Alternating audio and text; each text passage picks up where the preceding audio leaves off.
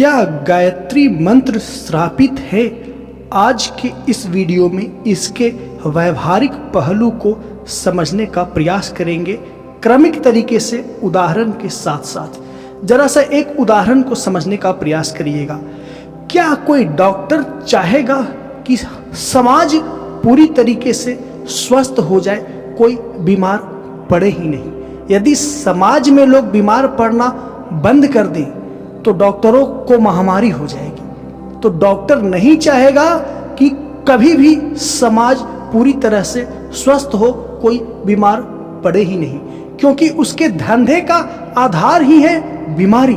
उसी तरह से किसी खास समुदाय के जो धंधे का आधार है वो है इसी प्रकार का श्राप, पाप का भय और अनेकों प्रकार का भय।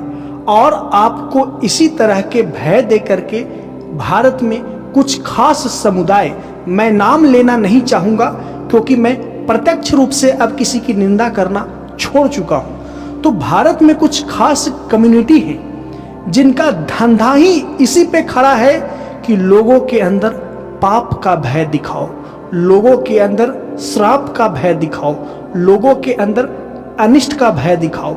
और लोग तो पहले से ही काफी ज्यादा भयभीत हैं, दुखी हैं अपने जीवन में इतने संघर्ष झेल रहे हैं कि उस संघर्ष से वो टूट गए हैं। और ऊपर से ये खास समुदाय वाले लोग, मोटी चर्बी वाले लोग आते हैं और कहते हैं इस पाप की वजह से, इस वजह से तुम्हारे जीवन में ऐसा हो रहा है और वैसा हो रहा है।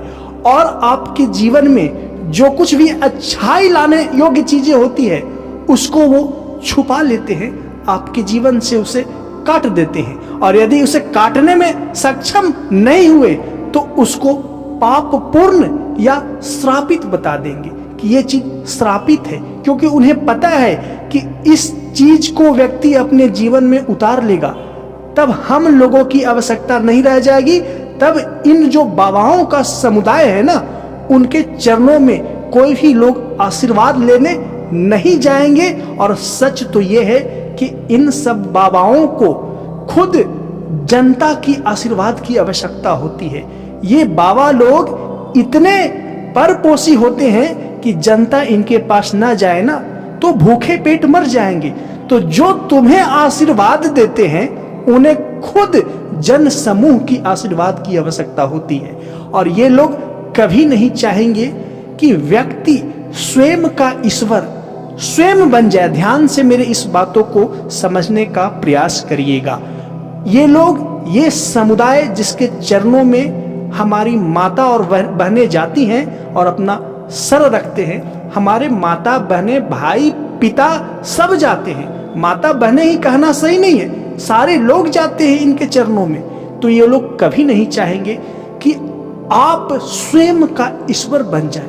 और सच्चाई तो यही है कि मनुष्य का ईश्वर स्वयं मनुष्य का मन है, लेकिन सदैव आपको इस सच्चाई से दूर रखने की कोशिश किया जाता है और उन तमाम प्रकार की सूत्र और विधियों से आपको दूर रखा जाता है जो आपके मन को संवर्धित करता है, आपके मन को पोषण देता है, आपके मन में तेज भरता है, आपके मन में ऊर्जा भरता है, आपके मन को सही दिशा में मार्गदर्शन देता है। वो सभी विधियों से आपको काट देना चाहते हैं, क्योंकि जैसे ही आपके मन में बल आएगा, जैसे ही आप मानसिक रूप से सक्रिय होंगे, जैसे ही आप मानसिक रूप से सामर्थ्यवान होंगे, तत्क्षण आप ऐसा महसूस करेंगे कि आप अपना ईश्वर स्वयं हैं, आप अपना ईश्वर खुद बन गए। क्योंकि आपके जीवन में आई तमाम प्रकार की जो बाधाएं हैं, तमाम प्रकार की जो उपद्रव हैं, तमाम प्रकार की जो दुख हैं, उसका निदान स्वयं करने में सक्षम हो गए।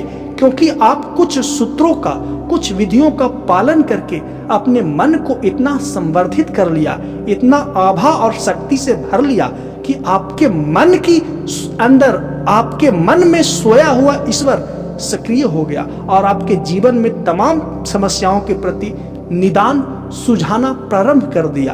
और उन्हीं सूत्र और उन्हीं विधियों में से एक है गायत्री मंत्र। तो ये जो खास समूह है जिनके चरणों में आप सब जाते हैं, वो लोग नहीं चाहते कि आप गायत्री मंत्र का पालन करें, क्योंकि जैसे ही पालन करना प्रारंभ करेंगे, अर्थात आप गायत्री मंत्र का जप करना प्रारंभ करेंगे, आपके मन में ऊर्जा का प्रवाह होगा।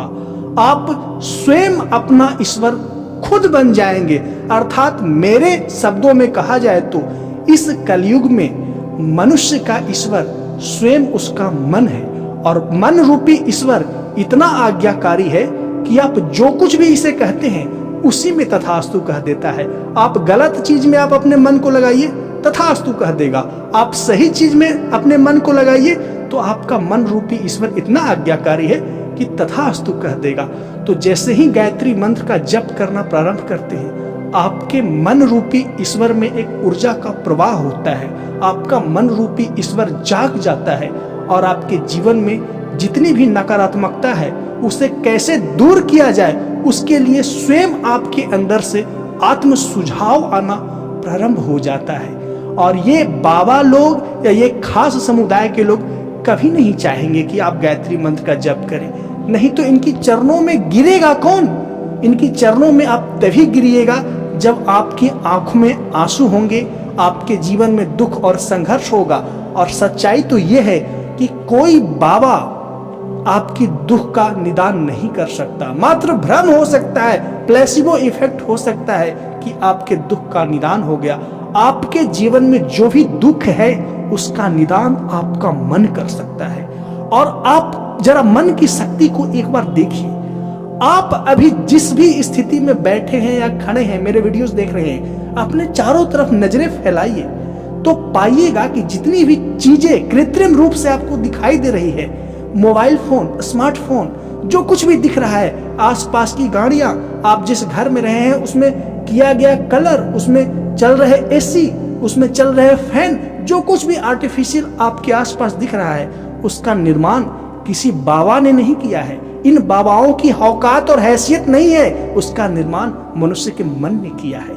तो क्यों न इस मन की आराधना किया जाए जिसमें इतनी प्रचंड और प्रबल शक्ति है कि इतनी सारी निर्माण जो आपके चारों तरफ दिख रहे हैं। आप देखिए अपने बच्चे के खिलौने, ये मनुष्य का मन ने निर्माण किया है। तो मनुष्य का मन ही आपका ईश्वर है, मनुष्य का मन ही उसका ईश्वर है। और इस मन रूपी ईश्वर को बल देने का कार्य मंत्र और मेडिटेशन से किया जाता है। और मंत्रों में सबसे शक्तिशाली मंत्र है गायत्री मंत्र। और इस मंत्र का जप करेंगे तो आपका मन में बल आएगा, आपके जीवन को सही दिशा में इस मंत्र के माध्यम से जागृत शक्तियां मार्गदर्शन करेंगी। और जागृत शक्तियां कहीं आसमान से नहीं आती, आपके मन की गहराई में वो शक्तियां छुपी हुई है, जो मन को अपने आपके गहराई में, आपके जीवन की गहराई में वो शक्तियां छुपी हुई है, जो मंत्र के जप से सक्रिय हो जाती है, विशेष करके गायत्री मंत्र के जप से सक्रिय हो जाती है और आपके जीवन को सही मार्गदर्शन देने लगती है।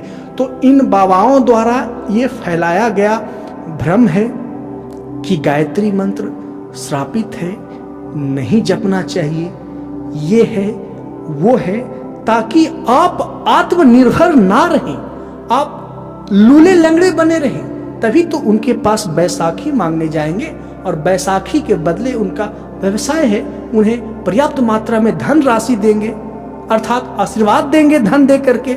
लोग करते क्या है, पब्लिक करती क्या है, इन बाबाओं पे आशीर्वाद मांगने जाती है और उल्टे धन देकर आती है।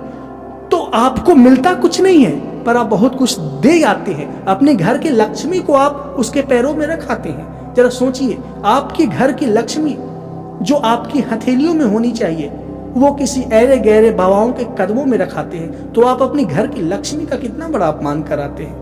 कोई किसी का समस्या का समाधान नहीं करता। मैं चलते चलते बता दूं, हर व्यक्ति अपनी समस्या का समाधान स्वयं करने में सक्षम है, उसका मन करता है, क्योंकि मन में इतनी बड़ी शक्ति है। और इन बाबाओं में क्या शक्ति है? कोई शक्ति नहीं। जो इस तरह की, मैं उन बाबाओं को टारगेट कर रहा हूं जो गायत्री मंत्र को कहते हैं श्रापित है, स्त्रियों को नहीं जपना चाहिए और पता नहीं क्या क्या चीजें लोग कहते हैं, उन पे मैं टारगेट कर रहा हूं अप्रत्यक्ष रूप से। तो समझने की कोशिश करिए, अपनी मन की आराधना करिए और उन सूत्र और उन साधना पद्धतियों का अनुपालन करिए जो आपके मन को संवर्धन और पोषण करता है। और गायत्री मंत्र उन्हीं पद्धतियों में से सबसे बेहतर पद्धति एक है।